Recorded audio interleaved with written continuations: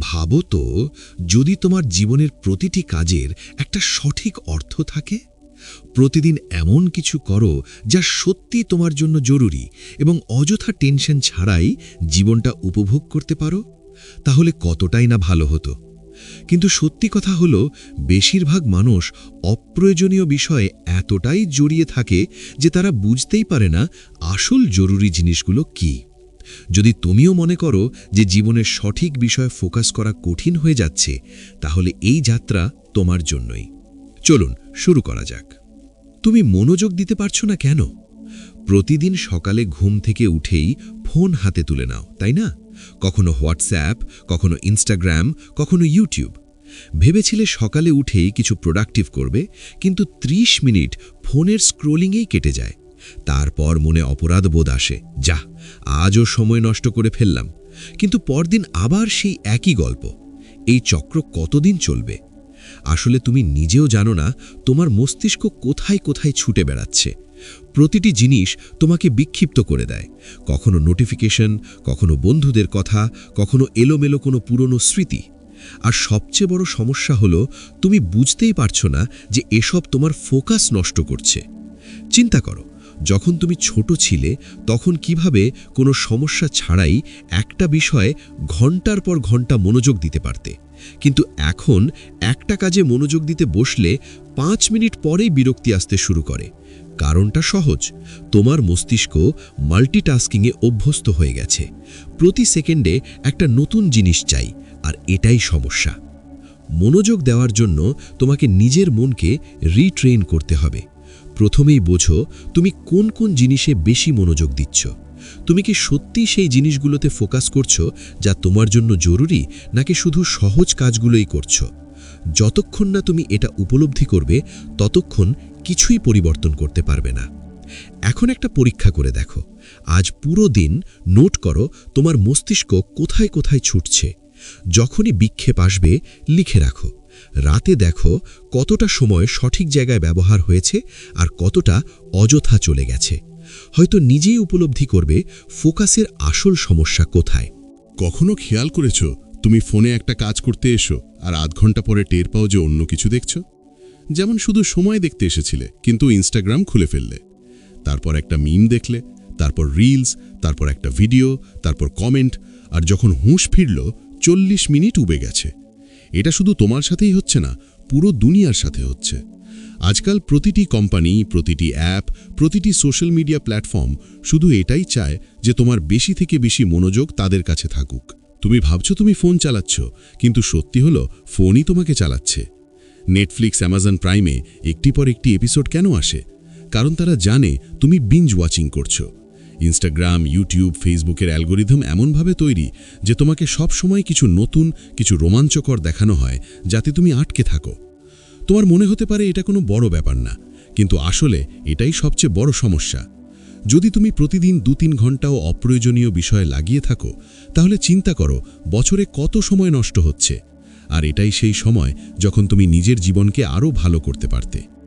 তাহলে এখন প্রশ্ন হলো, এর থেকে বেরোবে কিভাবে? প্রথমেই তোমাকে মেনে নিতে হবে যে দুনিয়া তোমার ফোকাস চুরি করছে। যতক্ষণ না এটা উপলব্ধি করবে, কিছুই পরিবর্তন হবে না। পরের বার যখনই সোশ্যাল মিডিয়ায় সময় নষ্ট করো, নিজেকে জিজ্ঞেস করো, আমি কি সত্যি এটা করতে চেয়েছিলাম, নাকি অ্যালগোরিদম আমাকে এতে জড়িয়ে ফেলল?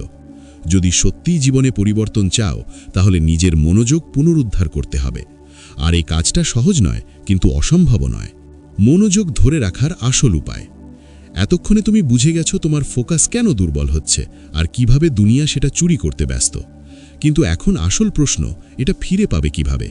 কারণ শুধু সমস্যা জানলেই তো কিছু হবে না, সমাধানও চাই। প্রথমত, দিনের শুরু ফোন দিয়ে করো না। হ্যাঁ, এটা কঠিন, কিন্তু যদি সকালে উঠেই স্ক্রিন দেখতে শুরু করো, তাহলে সারা দিন মস্তিষ্ক বিক্ষিপ্ত থাকবে। চেষ্টা করো অন্তত প্রথম ৩০ মিনিট ফোন ছাড়া কাটাতে। যা খুশি তুমি করতে পারো, যেমন হাঁটতে যাও, পানি পান করো, পরিবারের সাথে কথা বলো, শুধু স্ক্রিন থেকে দূরে থাকো। দ্বিতীয় উপায় হলো ডিপ ওয়ার্ক করা, মানে যখনই কোনো জরুরি কাজ করবে পুরো মনোযোগ দিয়ে করো। মাঝে ফোন দেখো না, বারবার ট্যাব খুলো না, নিজেকে বিক্ষেপ থেকে দূরে রাখো। শুরুতে কঠিন লাগবে, কিন্তু ধীরে ধীরে অভ্যাস হয়ে যাবে। তুমি কি কখনো অনুভব করেছ যে অনেক কিছু করতে চাও কিন্তু পারছো না? যেমন মন চায় সকালে তাড়াতাড়ি উঠে ওয়ার্কআউট করবে, কিন্তু অ্যালার্ম বাজলে বন্ধ করে আবার ঘুমিয়ে পড়ো। পড়াশুনো বা কাজে ফোকাস করতে চাও, কিন্তু 5 মিনিটেই অন্য কিছু করার ইচ্ছা হয়। এমন কেন হয়? কারণ তোমার মস্তিষ্ক একদম বিক্ষিপ্ত। সে জানেই না আসলে কি করতে হবে। আসল সমস্যা এটা না যে তুমি অলস, সমস্যা হলো তোমার মস্তিষ্কে স্পষ্টতা নেই। যতক্ষণ পরিষ্কার জানবে না তোমাকে কি করতে হবে আর কেন করতে হবে, ততক্ষণ বিক্ষেপে জড়িয়ে থাকবে। চিন্তা করো, যখন কোথাও যাত্রা করো, প্রথমেই গন্তব্য ঠিক করো, তবেই রাস্তা বের করতে পারো। কিন্তু যদি জানোই না কোথায় যেতে হবে, তাহলে পথে ভটকানো নিশ্চিত। যতক্ষণ না নিজের লক্ষ্যে স্পষ্টতা আসবে, তোমার মস্তিষ্ক বারবার ভটকাবে। এখন প্রশ্ন, স্পষ্টতা আসবে কোথা থেকে? সবচেয়ে সহজ উপায় হল নিজের মস্তিষ্ককে ধীর করা। সারা দিন মস্তিষ্ক এত কিছুতে জড়িয়ে থাকে যে ভাবার সুযোগই পায় না। কখনো নোটিফিকেশন, কখনো সোশ্যাল মিডিয়া, কখনো বন্ধুদের কথাবার্তা। প্রতি সেকেন্ডে কিছু না কিছু চলছে। যদি সত্যিই জীবনে কিছু অর্জন করতে চাও, তাহলে মস্তিষ্ককে থেমে থাকার সুযোগ দাও। কিছুক্ষণ একা বসো, ফোন ছাড়া, কোনো বিক্ষেপ ছাড়া, আর ভাবো তুমি সত্যিই কি চাও। একবার যখন স্পষ্টতা পাবে, তখন মস্তিষ্ক নিজে নিজেই সঠিক দিকে কাজ করতে শুরু করবে। কখনো ভেবেছ কিছু মানুষ এত তাড়াতাড়ি সফল হয়ে যায় কিভাবে, যখন বাকিরা বছরের পর বছর সংগ্রাম করে? এর উত্তর কোনো বড় কৌশলে নয়, বরং ছোট ছোট সিদ্ধান্তে লুকিয়ে আছে। পার্থক্য শুধু এতটুকুই, সফল মানুষরা প্রতিদিন ছোট ছোট সঠিক সিদ্ধান্ত নেয়, আর বাকিরা ছোট ছোট ভুল সিদ্ধান্ত নেয়। ধরো তোমাকে নতুন একটা দক্ষতা শিখতে হবে। দুটো রাস্তা আছে, হয় প্রতিদিন একটু একটু শিখবে, না হয় দেরি করতে থাকবে আর ভাববে কোনো একদিন একসাথে অনেক কিছু করে ফেলব। প্রথম পথে চললে 1 বছরে মাস্টার হয়ে যাবে। দ্বিতীয় পথে চললে বছর পরেও সেখানেই দাঁড়িয়ে থাকবে যেখানে আজ আছো। এই হলো ছোট ছোট সিদ্ধান্তের পার্থক্য। আসল সমস্যা হলো যখনই কোনো সিদ্ধান্ত নিই, তখন তার প্রভাব তৎক্ষণাৎ দেখা যায় না। ধরো আজ জিমে যাওয়ার পরিকল্পনা করেছিলে, কিন্তু অলসতা এলো আর ভাবলে কোনো ব্যাপার না, কাল থেকে পাক্কা যাব। একদিন মিস করা বড় কিছু মনে হয় না, কিন্তু যখনই চিন্তা রোজ আসতে থাকে, তখন মাসের পর মাস কেটে যায় আর তুমি থেকে যাও সেখানেই।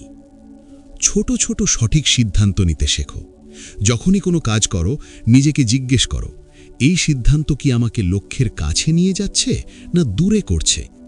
যদি প্রতিদিন মাত্র 1% ভালো হওয়ার দিকে ফোকাস করো, তাহলে বছরে তুমি 37 গুণ ভালো হয়ে যাবে। কিন্তু প্রতিদিন 1% পিছিয়ে গেলে ধীরে ধীরে পুরোপুরি পিছিয়ে পড়বে। তাই বড় বড় পরিবর্তনের কথা ভেবো না, শুধু ছোট ছোট সঠিক সিদ্ধান্ত নিয়ে যাও। এটাই আসল সাফল্যের সূত্র। কতবার ভেবেছ যে ব্যাস কাল থেকে পাক্কা পরিশ্রম শুরু করব, তারপর পরের সকালে সেই পুরনো গল্পই আবার? এটাই সমস্যা মোটিভেশনের ওপর নির্ভর করার। যখন উৎসাহ থাকে তখন সব কিছু সহজ মনে হয়, কিন্তু যেই মোটিভেশন কমতে শুরু করে, সব কঠিন লাগতে থাকে। আসলে মোটিভেশন যে কোনো কাজ শুরু করার জন্য দরকার, কিন্তু শুধু মোটিভেশনের ভরসায় কিছুই শেষ করা যায় না। চিন্তা করো, একজন ক্রিকেটার যদি শুধু তখনই প্র্যাকটিস করে যখন তার মোটিভেশন থাকে, তাহলে কি সে কখনো ভালো খেলতে পারবে? একজন ব্যবসায়ী যদি শুধু তখনই কাজ করে যখন মন চায়, তাহলে কি সফল হতে পারবে? সফল মানুষরা মোটিভেশন দিয়ে চলে না, চলে ডিসিপ্লিন দিয়ে। প্রথমত বুঝতে হবে, মোটিভেশন কখনোই স্থায়ী নয়, এটা ঢেউয়ের মতো আসে যায়। কিন্তু যদি কোনো কাজকে দৈনন্দিন অভ্যাসে পরিণত করতে পারো, তাহলে মোটিভেশনের দরকারই পড়বে না। যেমন তুমি প্রতিদিন না ভেবেই ব্রাশ করো, তেমনি যদি পরিশ্রমও একটা অভ্যাস হয়ে যায়, তাহলে মোটিভেশন আর গুরুত্ব রাখে না।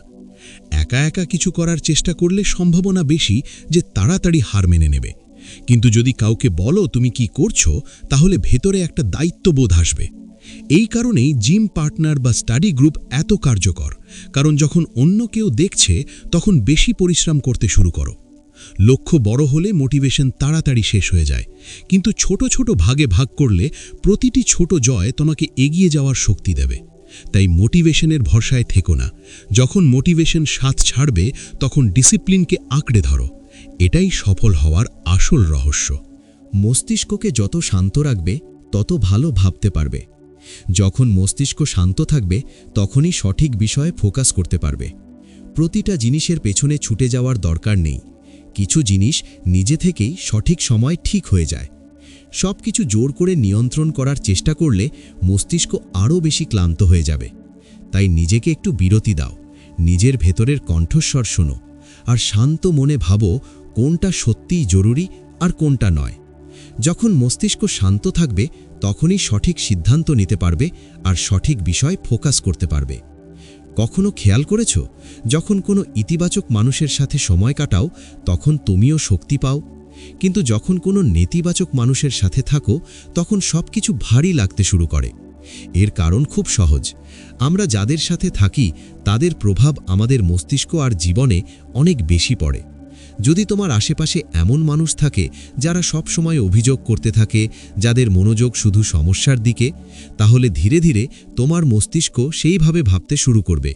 তুমি নিজেকে যত ইতিবাচক রাখার চেষ্টাই করো, প্রতিদিন যদি চারপাশের পরিবেশ নেতিবাচক থাকে তো তোমার শক্তি ধীরে ধীরে শেষ হতে থাকবে।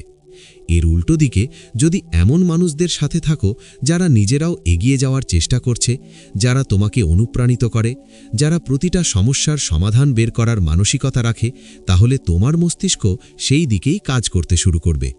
এই কারণেই সঠিক মানুষদের সাথ খুব জরুরি।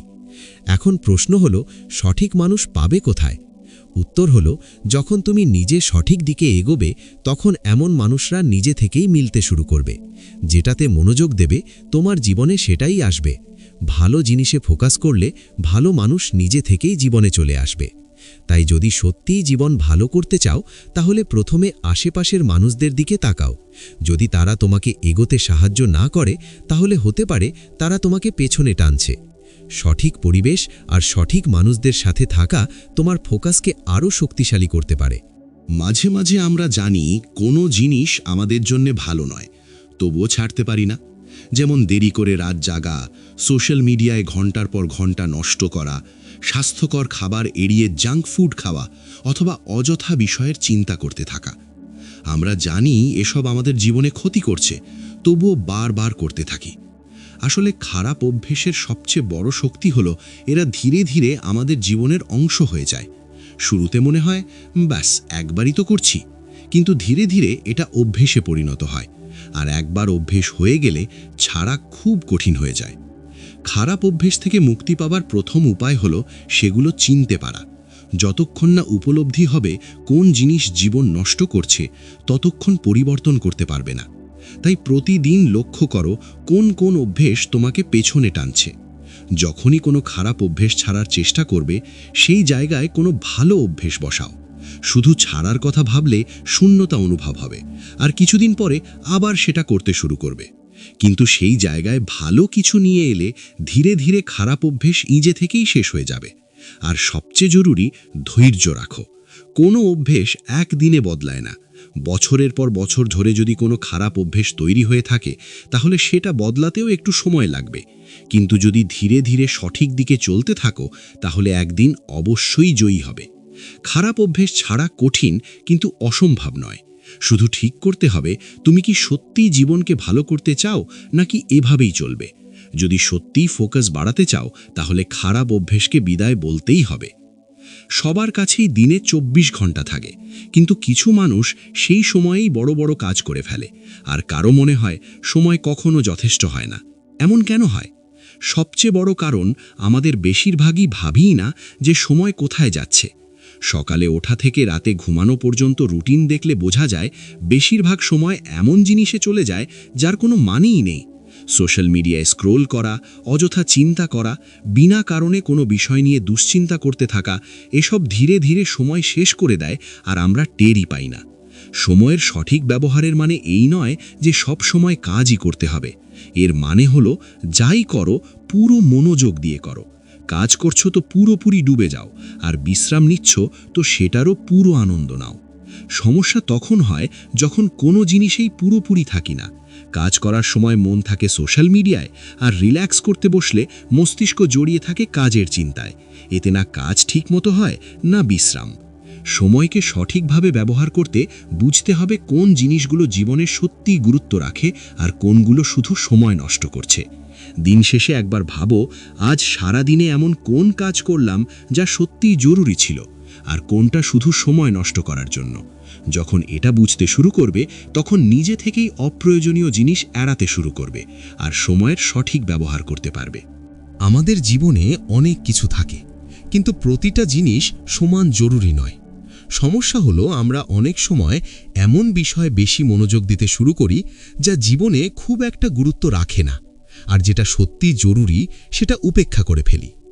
যতক্ষণ না বুঝব জীবনের সবচেয়ে জরুরি কি, ততক্ষণ অপ্রয়োজনীয় বিষয়ে জড়িয়ে থাকব আর আসল জিনিসে ফোকাস করতে পারব না।